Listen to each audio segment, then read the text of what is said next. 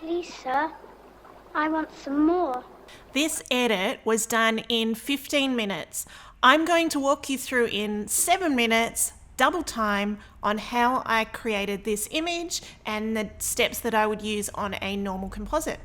So the first step is to bring everything together. So we've got the background here, and then we've got our subject, and we're going to start shading this subject so that he blends in with the lighting of the scene.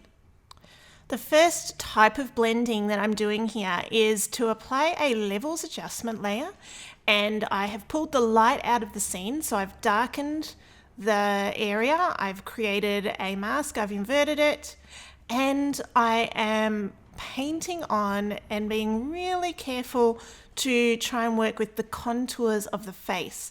It's not enough just to sort of paint with a big broad brush on one side of a person, a human being, because there are so many contours and so many areas where there should be light and shade. You need to do it more precisely. I am doing it quick, however, and the purpose of this edit is to do quick book week composites. We photographed 141 students and teachers, so there's no way that we can work on these images with the extended time that I normally would. So the purpose of this is to show you how to quickly composite something relatively realistically. Now, the next adjustment I made there was to lighten and to create some light on the left hand side of him, the light that is facing where the light is coming from. So it's the opposite. The levels adjustment layer is also set to screen mode, and I'm just very carefully painting in where I think some of that light would be hitting him. I'm also planning to add some more light, so motivated light from the window to spread that through and darken off some of the areas on the left. So I'm still manipulating the light around him as well as manipulating his light. The next step is to create a shadow from his shape. So I selected his shape using Control and clicking on his cutout, and I have then used that shape and I've brought that down with the warp tool. Using Puppet Warp, I can adjust the areas to make it look like the shadow is climbing up on the wall behind. So Puppet Warp can be used on levels adjustment layers, which is very helpful. I next need to adjust the shadow. I want it to soften off a lot on the wall.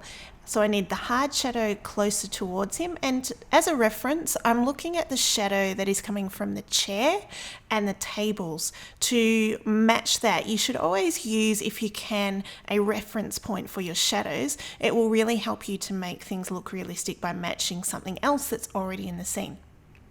So I'm softening the shadow behind him, and I'm sharpening and cleaning up the shadow underneath him. When you warp a shadow, a shape shadow, it's not going to be accurate because the way that the light falls is different to the shape of the shadow.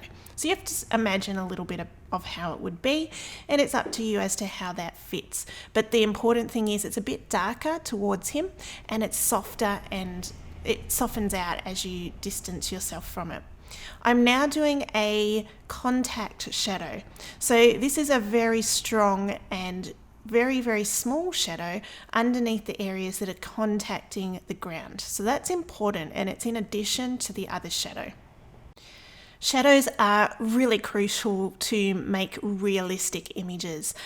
Without shadows, you'll find that everything looks like it's floating.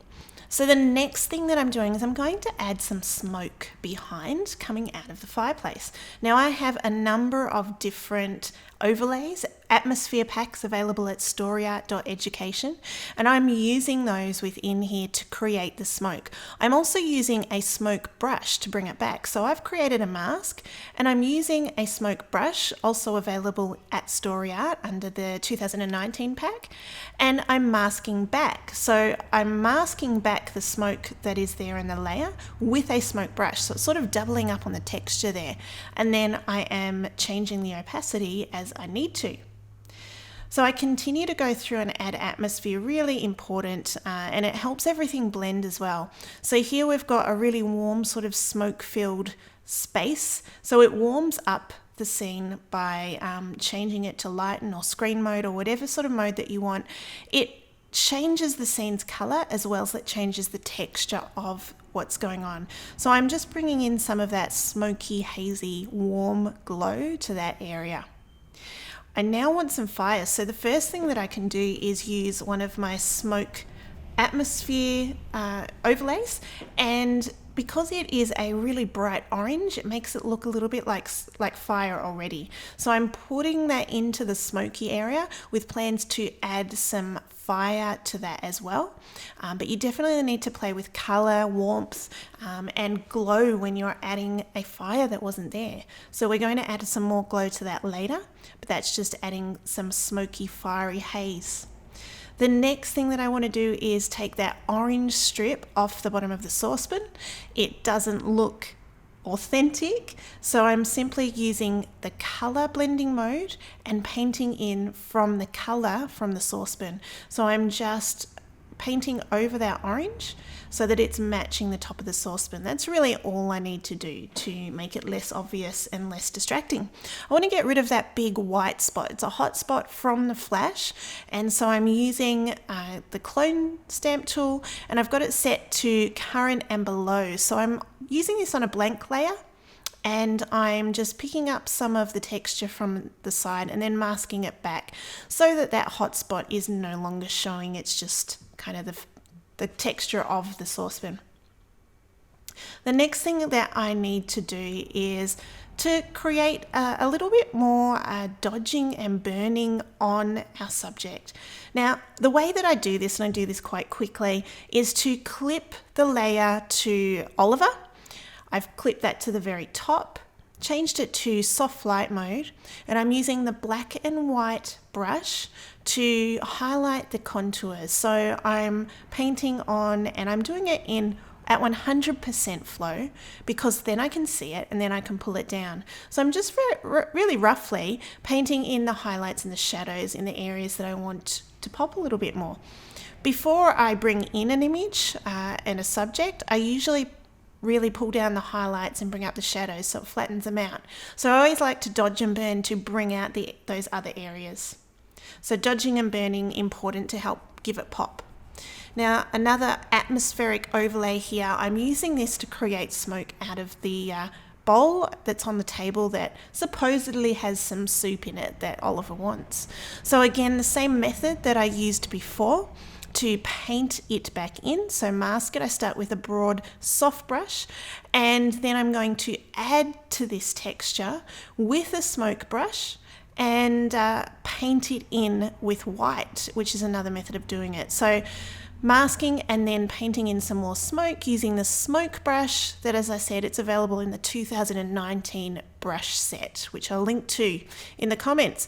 Painting back over the pot here, just masking back that area so that there's no smoke over the edge of the pot, and pulling down the opacity so that it blends a little more. The final parts of my editing include adding a fire overlay behind him and just some smoky haze using levels adjustments and also the smoke atmospheric brushes, and then putting a texture over the top that creates more of a painterly feel. The adjustments in Lightroom include adding a little bit of grain, changing the color tone, bringing down the saturation, adding some warmth, and just giving it that final painterly effect. If this helped you, I'd love you to check out my Story Art Education website that has over 100 tutorials that will teach you all about Photoshop and compositing. That's at www.storyart.education.